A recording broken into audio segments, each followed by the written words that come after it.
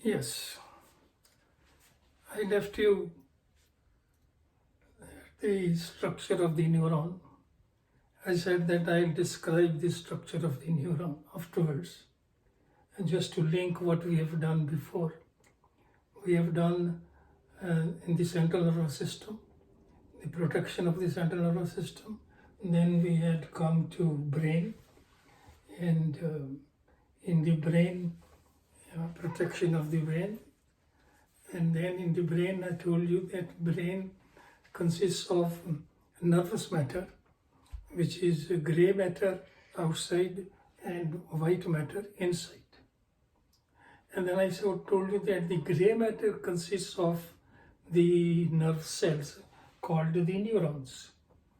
And the white matter consists of the nerves and axons. The interesting thing here that I have to tell you that the number of neurons is almost fixed, which is around 18 billion in an adult human being.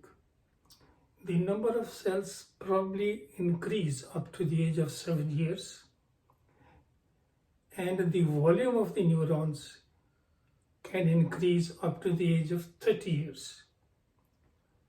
Beyond 30 years, after the age of 40 or 45 years, these neurons start disintegrating. And to put it in simple words, they start dying in such a way that gradually the number of neurons decreases. That implies that the neurons, nerve cells, cannot be regenerated. The nerve cells do not undergo the process of cell division, which is very unique in case of the nerve cells, in such a way that the nervous matter of the brain does not increase or cannot be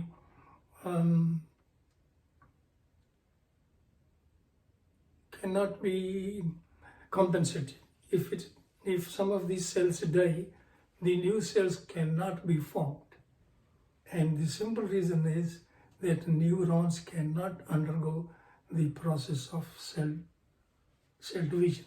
So there is no regeneration of the nervous matter. Now, coming to the structure of a neuron. I have drawn this diagram of a neuron. To explain the structure of the neuron, actually we have three main parts in the neuron. Number one is the cell body, and this cell body is called the soma or the cytome.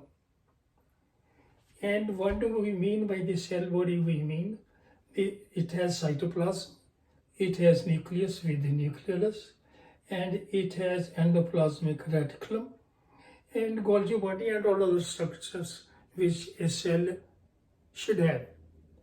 And there are sort of green endoplasmic reticulum which is broken down and is called Nissl granules, which are responsible for the production of some of the proteins in the function of the neuron.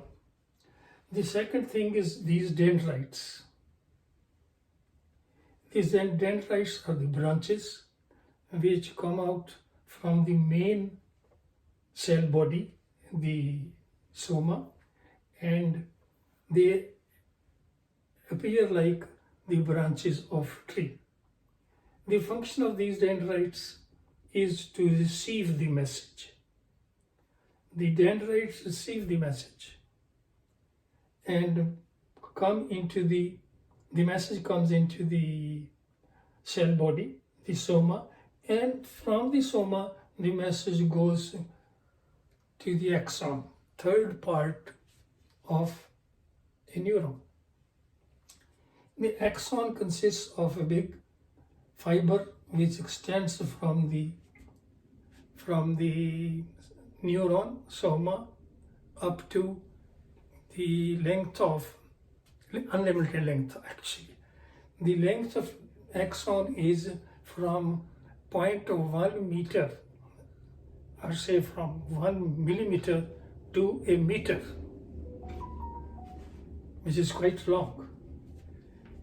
The axon ends up into again branches, and these branches of the axon are called the axon terminals, which end up into small bulb-like structures which are called the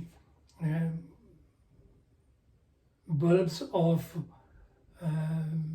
terminal axons. Now, each axon is surrounded by certain cells, and these cells are called myelin sheaths. You will see that each cell is called a Schwann cell, and each cell has a nucleus. And there is a gap between the two cells, and this gap is called the node of Renvier. The Schwann cells secrete a myelin sheath, insulating sheath, which consists of fats around the axon, thus insulating the axon from the outer atmosphere or surroundings, in such a way that the message which goes through the axon runs faster and it doesn't leak, because the messages which pass through the dendrites, the soma, and the axon, they pass in the form of electrical impulse. The electrical impulse is set in when there is a stimulus. The electrical impulse from there comes into the soma. From the soma, this electrical pulse runs into the axon. These myelin sheath makes this impulse, electrical impulse, run through the axon quite fast, and it insulates the axon. Now, this is the structure of a neuron, which is the cell body, the soma or the cyton, the dendrites, and the axon. Now, actually, there are three types of cells. Number one, which perceive the message, are called sensory neurons. And number two is the motor neurons, which bring the information or the response from the brain to the cells or to the other body, are called motor cells. So we have two types of cells, sensory cells and motor cells. There is third type of cell, which is in between the sensory cells and neuron cells. These are called interneurons, which actually act as relay between the sensory cell and the motor cells. So the relay neurons. So there are three types of neurons: sensory neurons, interneurons, and motor neurons. Now the third thing in the neuron comes, how do these neurons function? The important thing in this is, important thing is that the neurons do not come in physical contact of the other neuron. Actually, the message from one neuron to the other neuron is passed from the axon terminals. The message passes or moves from the dendrites to the axon terminals in the form of electrical impulse. And this impulse is produced because of certain um, certain transmitters. Now these transmitters, of course, there are quite a few, but these transmitters, acetylcholine, GABA, these are some of the most important acetylcholines.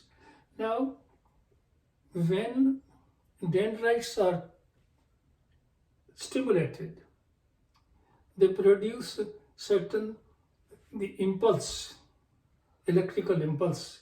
This electrical impulse runs from the dendrites to the body of the cell, from the body of cell through the axon to the terminal dendrites. And the terminal dendrites, those knob-like structures, at the end, they produce certain chemicals, and these chemicals are called neurotransmitters. These neurotransmitters are produced in vesicles, and these vesicles come at the end of the axon terminal, and these vesicles break, blast, sort of fire, in such a way that the neurotransmitter is fired from here to the postsynaptic cell. And there are receptors here which receive these neurotransmitters, and when those neurotransmitters come into the postsynaptic cell, the neurotransmitters produce the electrical impulse which runs from the postsynaptic cell to the next. So the neuron's function is, with the help of electrical impulse produced because of neurotransmitters, and this space between the two neurons is called synapse. Synapse is the point where the stimulus from one neuron is jumped over to the next neuron. This is called synapse. So the information or the stimulus from one cell to the other cell is passed with the help of neurotransmitters at synapse. So we have to keep in mind three things. That is the structure of the neuron, types of the neuron, sensory, interneuron, and motor neuron, and how these neurons send their messages from one neuron to the other neuron. So putting it in brief, the sensory neurons, for instance, which are present in our skin, receive the message, and the message is received by the dendrites. These dendrites pass the message to the body of the cell, soma, and from the soma, these, in the form of electrical impulse, the message passes through the axon, sensory neuron. In between the sensory neuron, there is interneuron, which will pass this message, which is generally in the spinal cord, pass this message from the interneuron to the brain. Once this message reaches the brain processes the stimulus and finds out the response. The response comes from the brain to through the motor neuron, and this motor neuron through the dendrites of the motor neuron, then the body of the motor neuron, then the axon of the motor neuron, and the axon of the motor neuron will have its axon terminal dendrites at the muscles. So the message from the brain comes through the motor neuron and tells the muscles of the body or the hand to response. For instance, if the hand is touched, the message goes from the sensory neuron to the brain, and brain tells that remove this hand, and the message comes to the muscles of the hand that you must contract and take the hand away. This is how the information from the sensory neurons passes to the brain, and then from the brain through motor neurons to the structures of the body or the muscles which give the particular response. Now this is what I wanted to tell you about the neuron. We will now come to the structure of the brain and its functions. Thank you. I repeat, as I talk to you, these are virtual lessons or virtual lectures. I would like to have given these lectures in person, but that's not possible. Therefore, if you have any question, I'm sure you will have definitely many questions. If you have any question, put your question in the comments section. I will try to answer all those questions in your comments section. Thank you.